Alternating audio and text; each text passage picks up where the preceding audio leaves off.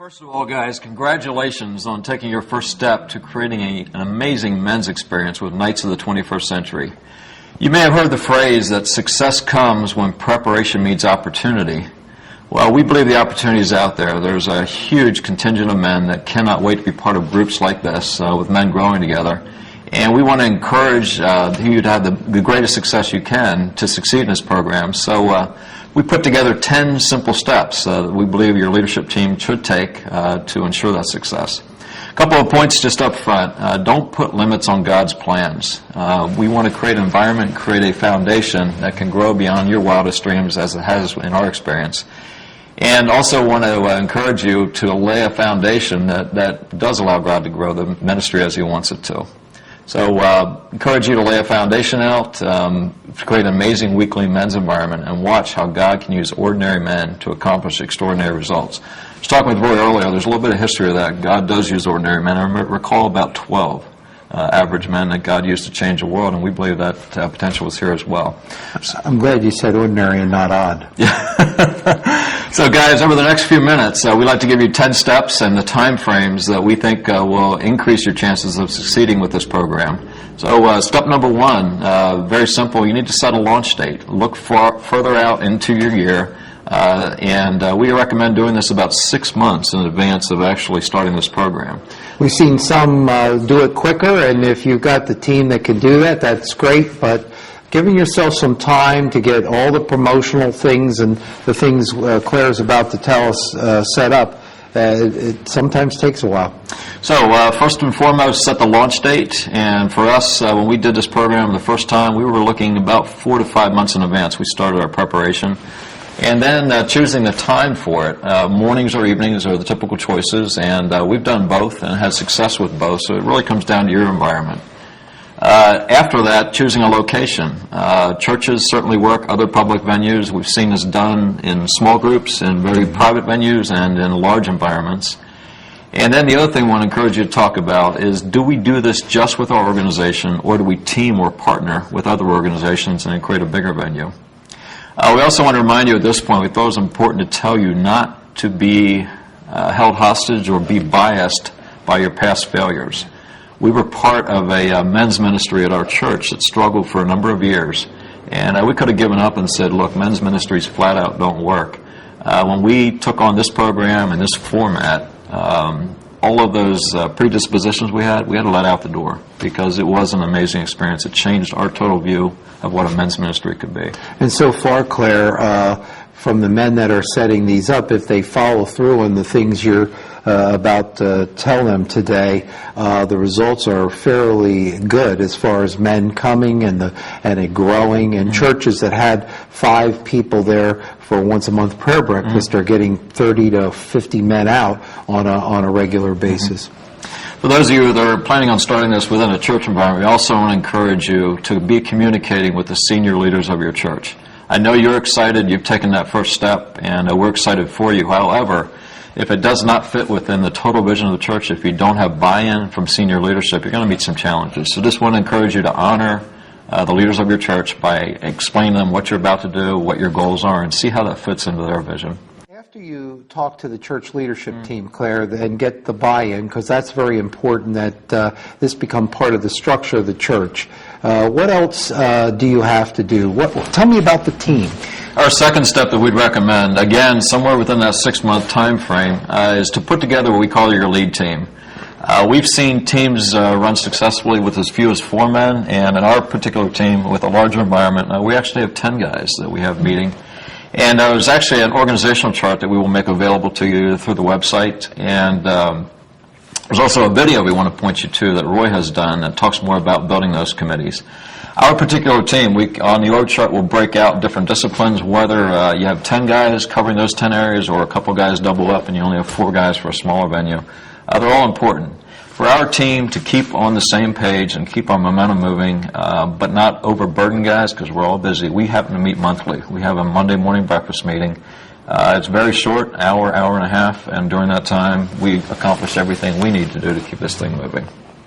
Also, I encourage you, there are many different size nights group that meet, and we've designed this organizational structure to be scalable. In our particular environment, where we're serving a large group of men, we have about 10 guys on our lead team. Each one of them is encouraged to create sub-teams beneath them, and that's what allows us to be scalable. And even as our ministry has doubled, tripled, quadrupled, we've been able to use the same 10 men with the same 90 minutes to accomplish our goal. What other decisions do you have to make? I think one of the most critical ones, when you put together the lead team, with this material, you have a big decision to make, and that is on whether you're going to be doing live teaching or using the DVDs that are provided. If you have a gifted live teacher and he's able to take the scripts and make them come alive as our DVDs do, that's a great choice, but the DVDs are also a choice. So as you put together your team, a big decision needs to be made on how you're going to be doing that. One of the things, when I look at a good teacher, it is very important that nights not just speak to the head of a man, but it speaks to his heart as well. So whatever teacher you pick, the individual has to spend time, let the material haunt him himself, and really work to integrate the whole of what Nights has to offer. So for the reasons that Roy just gave, we do find a large percentage of the Nights group out there are choosing to use the DVDs to do the teaching. The next decision, one of the critical components of a Nights group is the host, which will be your live person. If you choose to do the DVD, it's the face-to-face interface, the person that will start up each session and provide humor or create the environment. So we have a whole area in our Nights website that will help you pick that host and then also help resource him for the things that he needs to do during that time. Also, as you're putting together your lead team, again, time to think about partnering with other men's groups. We're a couple months out now, and a great time to talk to others in the community. Again, don't limit God's vision for what He might have for your ministry. Just your small church, your small group may not be what He had in mind. As you're putting together your lead team, you may want to consider including others outside your church if it's going to be other groups. Again, more shoulders makes lighter work, and we do know this can be a lot of work. Also, as you look outside your group, partner with other groups, think about breaking down some traditional walls, whether it be denominational walls within churches or just within the community. And again, going back to the Great Commission, we're kind of called to reach the whole planet, not just the parts we're comfortable with. As far as other things you can partner with, we talked about community / support groups. Right. We have shared, I've invited AA members, Alcoholics Anonymous, Narcotics Anonymous, different types of groups in the community will benefit from both understanding who God is, as Nights portrays God, as well as understanding what it takes to be a vibrant, healthy, strong man in our present-day culture. And also, there are various government organizations that traditionally have encouraged men to come to Nights. Maybe it's a probation office department, some other domestic violence. These are all folks that work with the government that deal with men who are males, not men. And when males become men, they change their behavior. And these groups have recognized the changes that have occurred in the Nights chapters among the men, and as a result, start to encourage more men to come. And one other final group we want to mention, Roy and I have a good friend we share in common who has been real successful taking us into prison environments. Yes. And so again, the scope is wide open for where this can be used and how you can grow your local chapter. And what I like is after he takes it into the prison, some of these prisons get men out of them on a very regular basis, sometimes very short stays, and these men are hearing him in the prison, and then they're coming and joining the local Nights chapter, and it's a way of taking men who would never come into the church environment or that kind of environment, and because they like what's occurring within the prison and how they're growing, they follow up.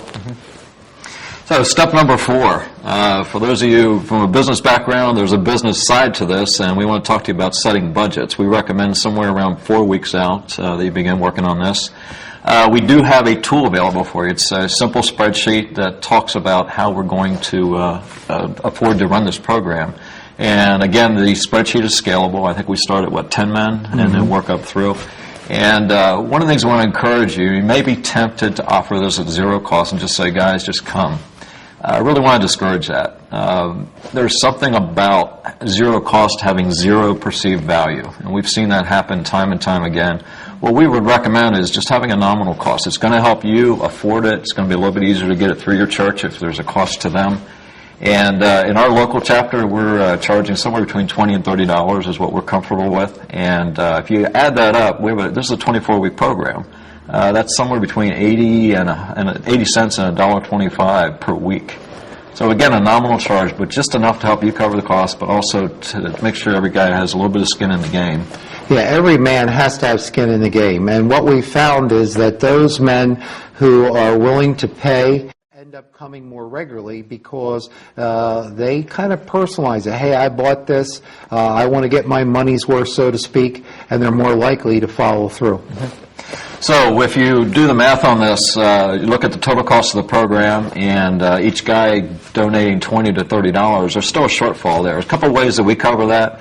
Probably the most common one we would see out there is where the church actually contributes and gives something towards our men's ministry.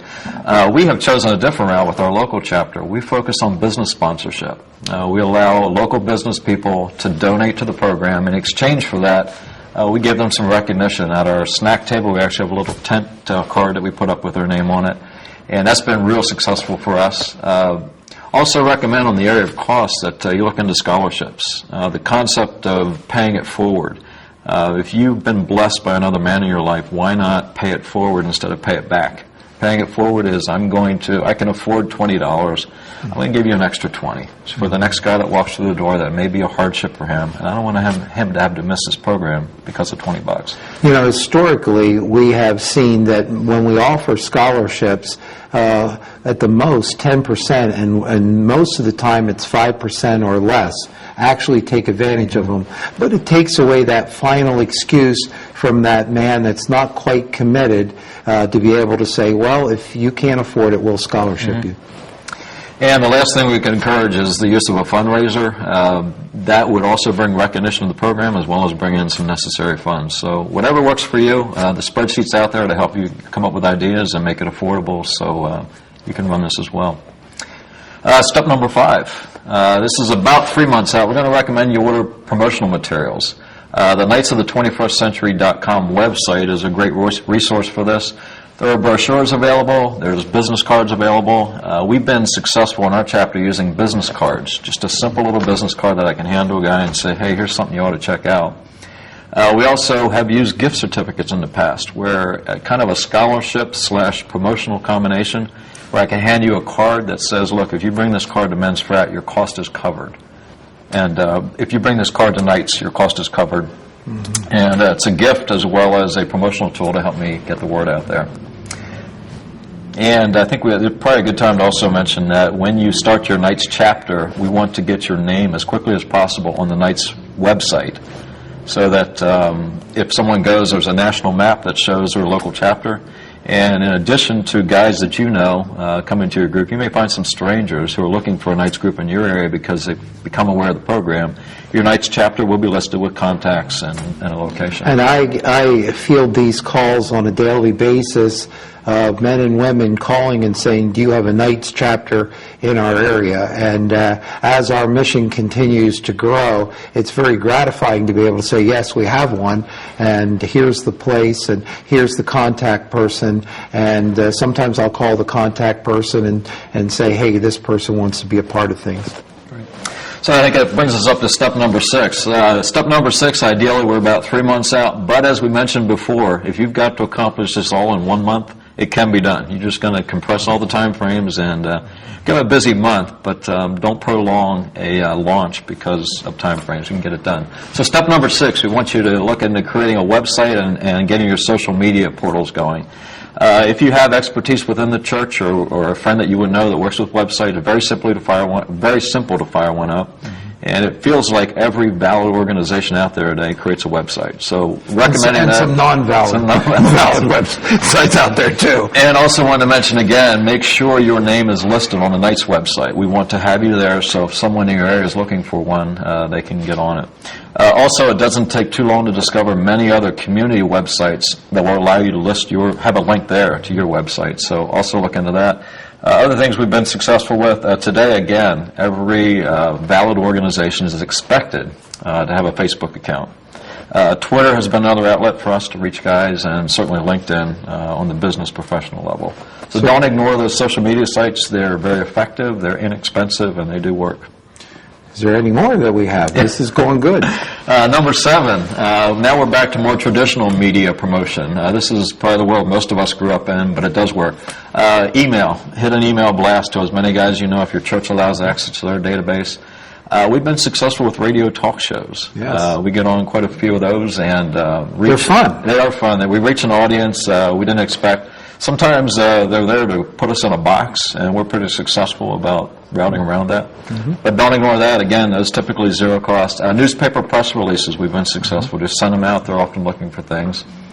We also would recommend the placement of flyers in businesses, lunchrooms. We have little posters. We have a tri-fold brochure that could be used. And then the more traditional church announcements, if your church would allow it, something in the bulletin. We even have nights videos that are available from the website that, if allowed, you could play as an announcement in your church service.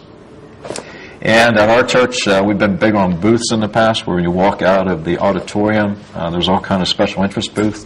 We tend to run those 3 to 4 weeks prior to our launch, and a guy can come up. We have all the information there. We can get them signed up, whatever they want to do. Also, I've done something that works fairly well. We wear our shirts. We pick a given Sunday, and our church allows us to be the greeters at the doors. We have our shirt on.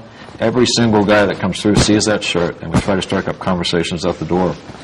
The one we're probably the most proud of, though, is our what we call our restroom promotion. That's standing. I look forward to it every year. So, guys, there's this moment, I don't know if it's 30 seconds or 5 minutes, where you're standing at something called a urinal, and you've got nothing to do, flat out nothing. It's amazing what an 80-cent piece of paper can do while it's there. So, with no shame in our promotion, when you walk into one of the men's rooms at our church, you're going to be faced with a urinal marketing promotion telling you to come out to our nights program. What else, Claire, can we do? Number 8, we're going to recommend you have a what we call a preview event or a pre-launch event, typically about a month out. And what we've done is we've created a mini version of a nights meeting.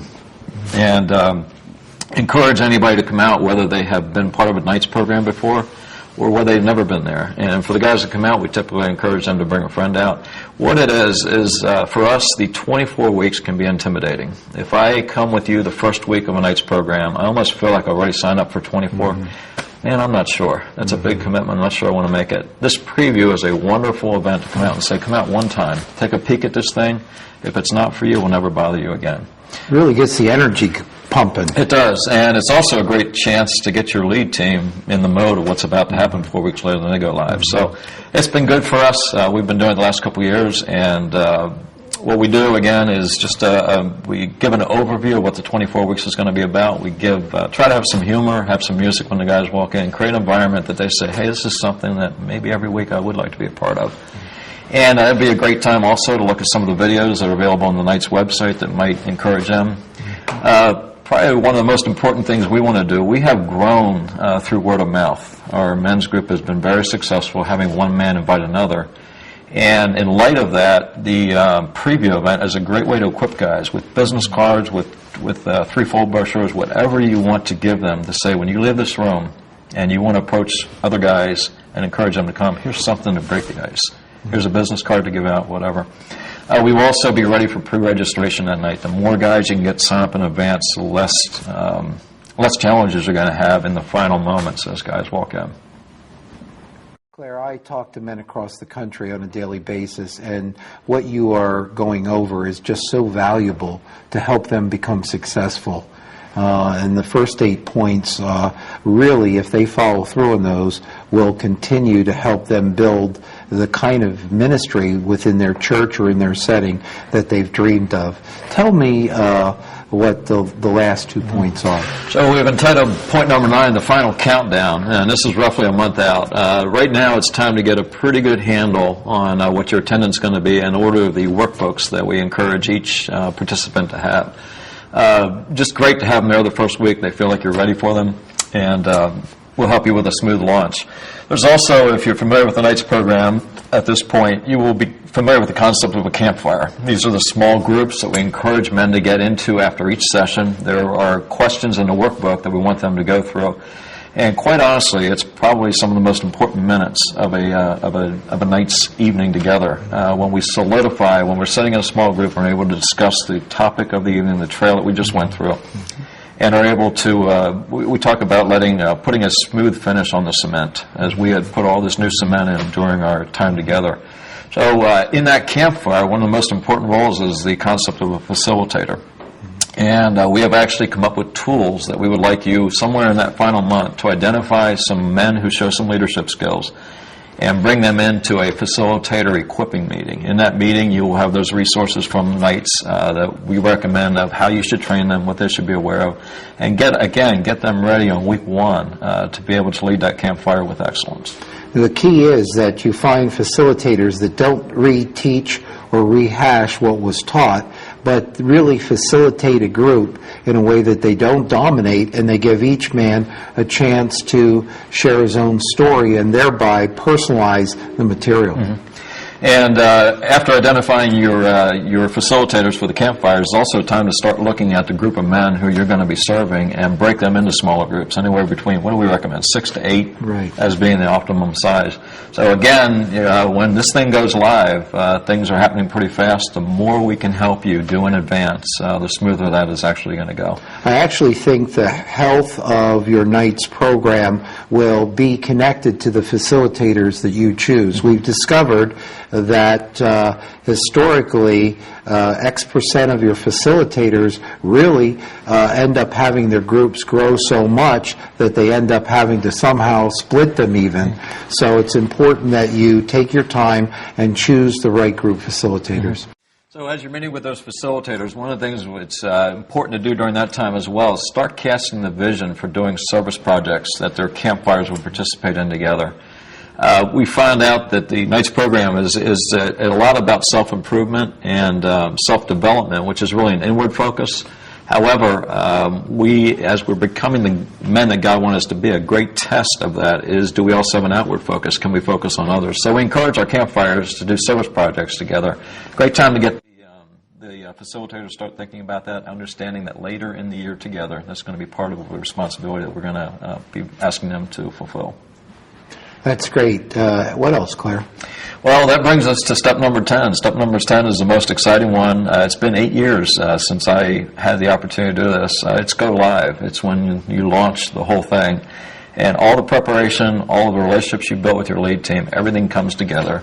And we never saw the vision that God had for our program. I am sad to say our box was much smaller, our roof was much lower than God ever intended. He was wise enough to pick people and allow us to create a foundation that was scalable. And as this thing grew and we were blessed with men coming and men getting excited, that was just a very cool thing we got to experience. So I want to tell you, when we talk about going live and launching, we're real fond of saying this simple phrase: sit down, strap on your seatbelt, and hang on, because God's going to do amazing things when ordinary, average men just say yes. And it's amazing to me. It feels like pray, work, pray, work, pray, work for some amount of time, and then every time a miracle. So guys, again, we're real excited about this step you took. We're trying to give you 10 easy steps to help ensure your success.